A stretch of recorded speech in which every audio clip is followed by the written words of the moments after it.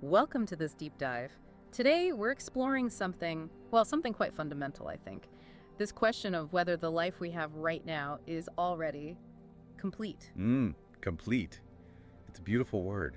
And it runs a bit counter to how we usually think, doesn't it? It really does. We've been looking at some perspectives that sort of challenge that ingrained habit, Yeah. Always striving, always needing something more. Yes, that sense of striving versus, well, perhaps just noticing, seeing what's already present. Exactly. That feeling, I think a lot of us know it. That quiet hum underneath everything, like, it's not quite enough, or maybe I'm not quite enough. Like a missing piece, or the feeling that there should be a missing piece we need to find. Right. It's almost like the background noise of modern life, isn't it? This constant push towards some better future version of things. And that striving, well, can be useful. It drives us. Yeah. But it can also keep us perpetually out of sync with this moment, always reaching. Never quite landing, yeah. And that's where it gets really interesting, I think.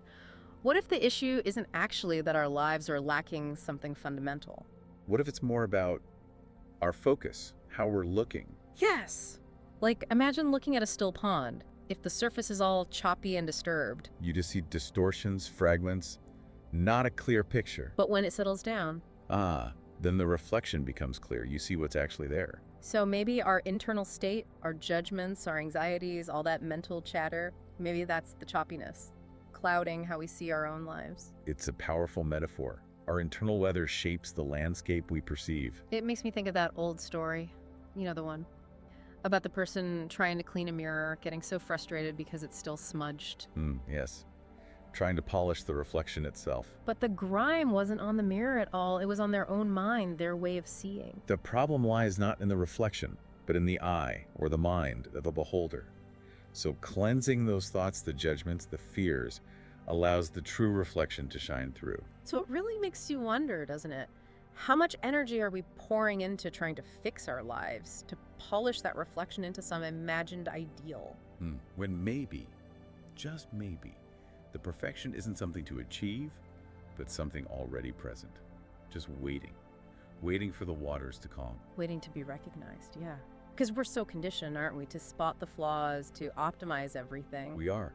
And that relentless drive for improvement, ironically, can blind us. It can make us miss the inherent beauty, the completeness of this very moment, right now. It's like constantly chasing happiness just over the next hill. I'll be happy when I get the job, when I lose the weight, when I find the partner. That when is always in the future, isn't it? And even when we get there. The feeling's often so fleeting, or we just find a new when to chase. It's exhausting, really. It's a cycle, potentially endless cycle, keeping us tethered to a future that, by its nature, can never fully arrive or satisfy. And this connects to that concept, tathata, is that right? Tathata, suchness. It's a beautiful pointer. Suchness. So it's about accepting things exactly as they are, without all the mental labels and commentary. That's the heart of it. Seeing things in their intrinsic nature before the mind rushes in to categorize them as good or bad, right or wrong. Okay, sounds simple in theory. But embodying it, Yeah. that's the practice, isn't it? Our minds are incredible analysis machines. They love to label. Definitely. So to simply observe a sound, a sensation, a thought, without judging it, that requires a kind of gentle letting go, a conscious choice. Like looking at a landscape, my mind immediately goes, tree, cloud, bird. Exactly. Tathata is more like seeing the whole vista. Yeah. The interconnectedness. Yeah. The isness of it all without getting snagged on the individual labels. Okay, so back to that pond reflection. If we could see our whole life reflected, the good bits, the stumbles, the messy parts, the painful parts, would we still want to edit it, cut things out, or could we maybe see it all as part of the whole picture? Necessary, even. Perhaps see the so-called imperfections not as flaws, but as texture, depth, contrast, like in a painting. You need the dark to see the light, right? Precisely. Without the shadows, the highlights wouldn't stand out. Without the struggles, perhaps the sweetness of growth, of overcoming, wouldn't be quite so profound. So what if we just softened our grip, let go of this frantic chase for some idealized life, and just tuned in? Really paid attention to the life that's unfolding right now. What if perfection isn't a destination at all? What if it's a quality already woven into the fabric of this moment, waiting to be recognized? How do we even start doing that? Recognizing it? It often begins with simply slowing down, shifting our attention deliberately, training ourselves gently to see the extraordinary that's hidden within the ordinary. And there's a practical way to do that, isn't there? Like just taking a few minutes? Just a few minutes to simply observe. What are the colors around you? The sounds, the feeling of your feet on the floor or the air on your skin. Without needing to analyze it or judge it or fix it. Just Yeah. notice. Just noticing. This mindful awareness, this simple presence, it's like an antidote to that constant striving. It allows the quiet beauty of the moment to reveal itself. Like the pattern on a leaf you mentioned, or just the warmth of a cup of tea in your hands. These small moments of perfection, they're everywhere, often overlooked in our rush. Even things we usually resist, like maybe a quiet conversation or, I don't know, even being stuck in traffic. Could there be something there too? If we meet those moments with open awareness, yes. Without the layer of judgment, this is bad, this shouldn't be happening, there's often a richness and aliveness that we miss. It's about engaging with life rather than just pushing through it on autopilot. Exactly. So the core idea here feels incredibly freeing, actually, that maybe this life right now, with all its quirks and bumps, maybe it is already fundamentally complete, whole. It's just about adjusting our gaze, the way we choose to look, It's an invitation then to shift from always looking outside ourselves for something more. to cultivating an inner state. Acceptance, appreciation, a kind of deep okayness with what is. Which really leaves us with some powerful questions to sit with, doesn't it? Like, what if we stop searching so hard for happiness out there? And started tuning into the possibility that it might already be right here, within us, within this moment. And what if every challenge, every difficulty, what if it actually holds a lesson, a purpose we just haven't seen yet? And what if, just for today, we tried on the belief that our lives, exactly as they are enough, already enough. Those are big questions worth pondering. They are potent inquiries. They can gently begin to shift our entire relationship with ourselves and with life itself. So let's go a bit deeper into that, this idea of tathata, the suchness. You said it's about seeing the intrinsic nature of things. Yes, their perfect essence almost. Beyond our labels, beyond our judgments. It's recognizing that everything is exactly as it is meant to be in this moment, even if it doesn't fit our plans or preferences. Wow. That's a radical kind of acceptance, isn't it? To see value even in the things we don't like. It is. It's acknowledging the inherent wholeness of each moment, regardless of our personal take on it. Okay, but how do we actually live that day to day amidst, the chaos? Well, it's not a switch you flip. It's more like cultivating a garden.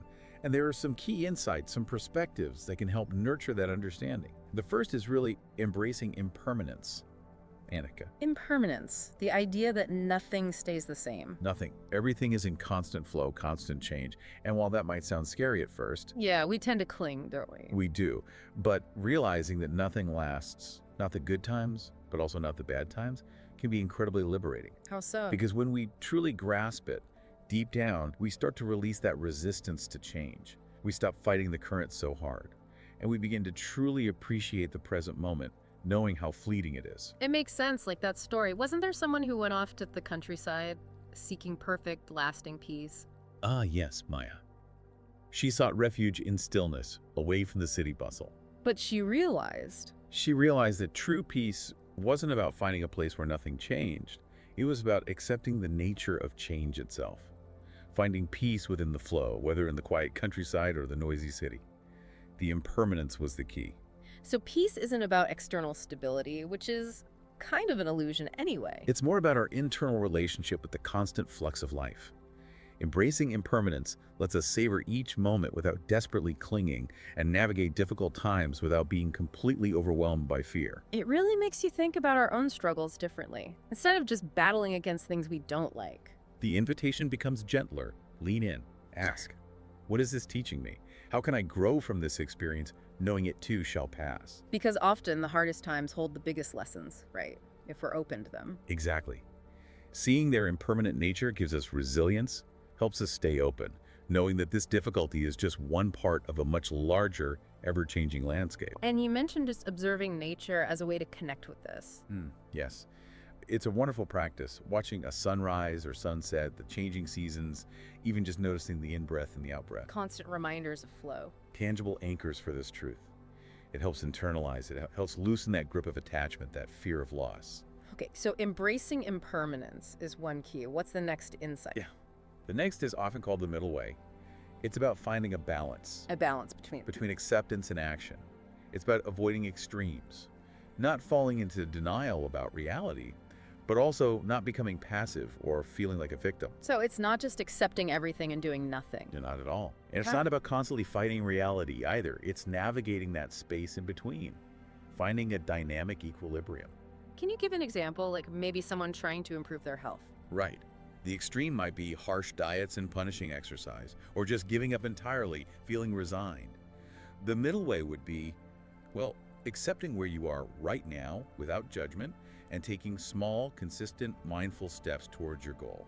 Okay, so acceptance doesn't mean resignation. It can actually fuel change, but in a more sustainable way. Exactly. It fosters a more compassionate approach. You acknowledge the reality of the present while still moving towards something different. Think of Hiroshi, the burnt-out entrepreneur. What happened with him? He was pushing, obsessed with productivity, burning himself out. Then he shifted. He started practicing presence, accepting the limits of each day, but still taking intentional action. His well-being improved, and actually, so did his effectiveness. So acceptance and striving aren't mutually exclusive. Not when navigated wisely. You can acknowledge reality and work towards positive change. It's about how you do it. And you mentioned a practical way to cultivate this. A journal. Yes, a simple practice. Maybe each day, note down, say, 3 things you're grateful for in this present moment. Just simple things. Okay, gratitude. And then just one small, actionable step you can realistically take towards something you want to cultivate or change. So it balances appreciation for what is with gentle forward movement. Precisely. It reinforces both gratitude and agency. Okay, so we have impermanence in the middle way. What's the third insight? The third is the transformative power of compassion. Karima.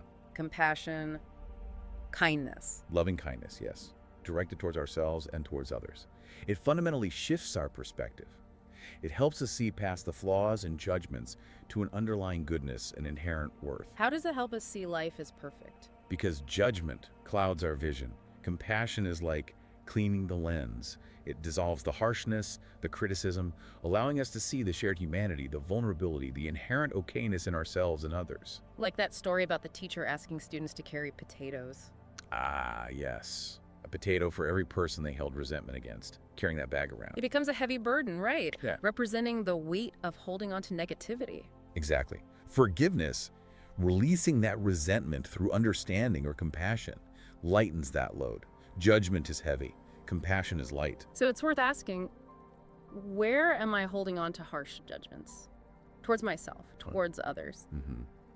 And what might happen if I just tried, to view that person or that situation or even myself with a little more understanding, a little more empathy. Especially towards ourselves. That can be the hardest part. Self-compassion is crucial.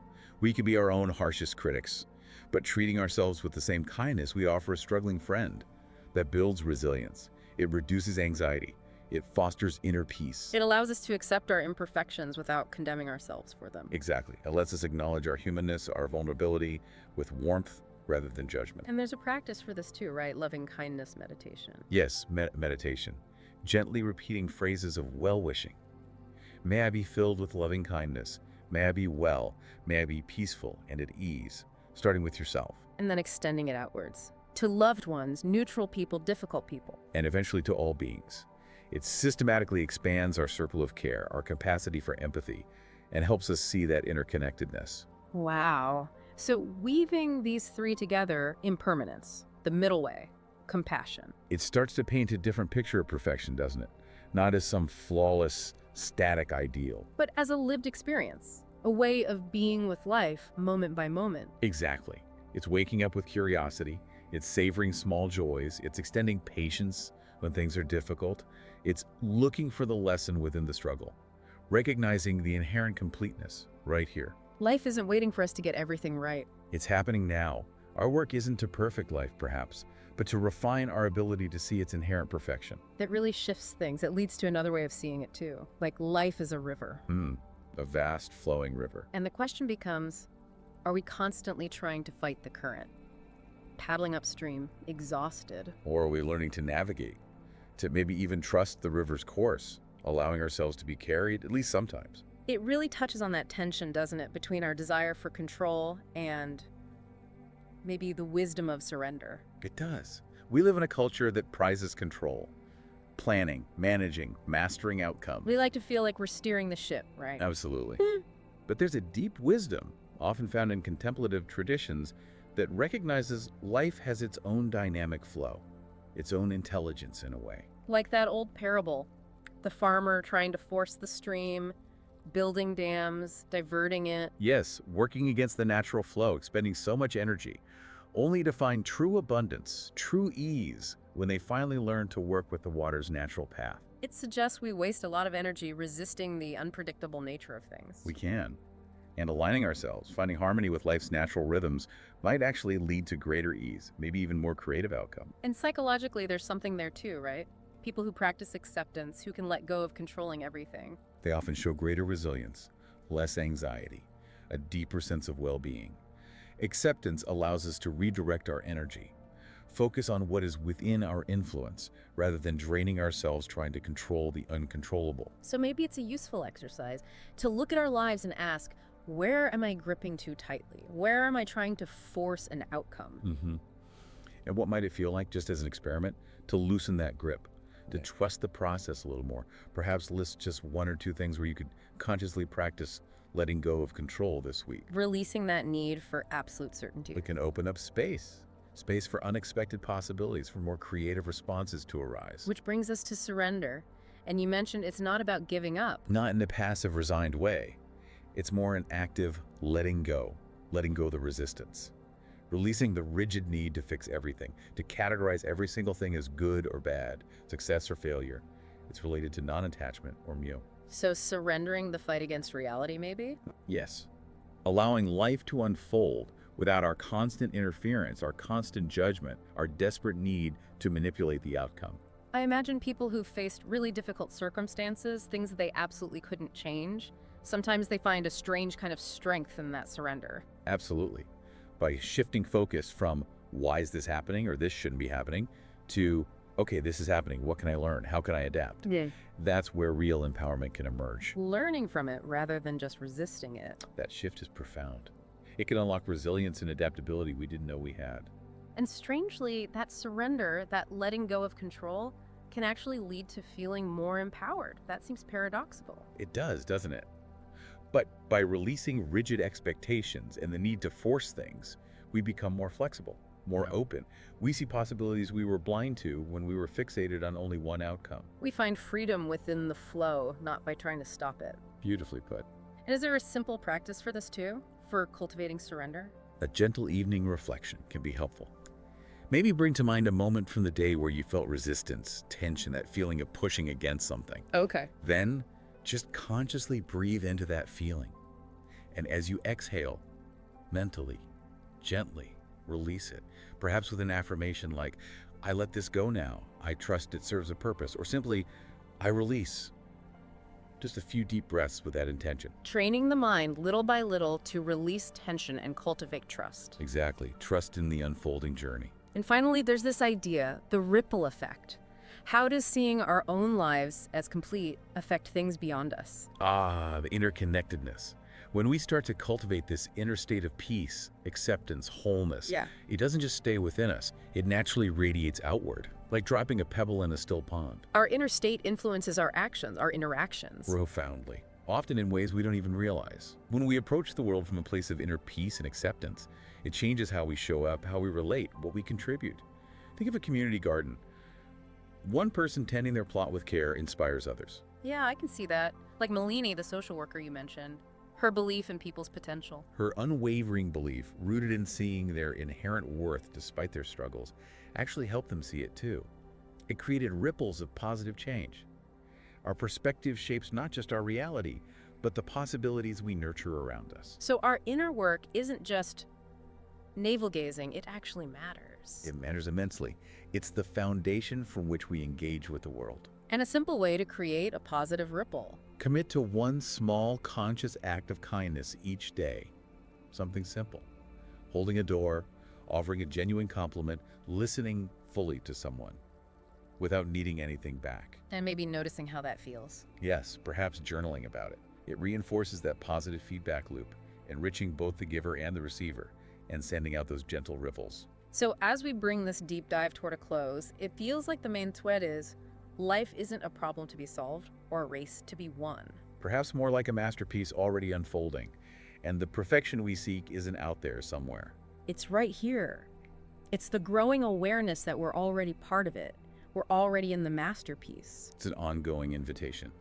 Shift from striving to recognizing, from fixing to appreciating, from judging to accepting. And the how is through these practices. Mindful observation, compassion, embracing the flow. Finding what resonates, cultivating presence. Taking moments, even tiny moments throughout the day, to appreciate the ordinary miracles. The breath, the light, the connection. Attuning ourselves to that subtle perfection that's always here but often missed. I keep coming back to that image you shared, standing in a quiet field at dawn. Ah, yes. That feeling of stillness and the quiet realization, nothing is missing. Everything is just as it should be. Including ourselves? Including ourselves, exactly as we are. It's a powerful image to carry, a reminder that our lives in all their beautiful complexity are already whole, already perfect, We just need to step into the flow. and trust its inherent wisdom.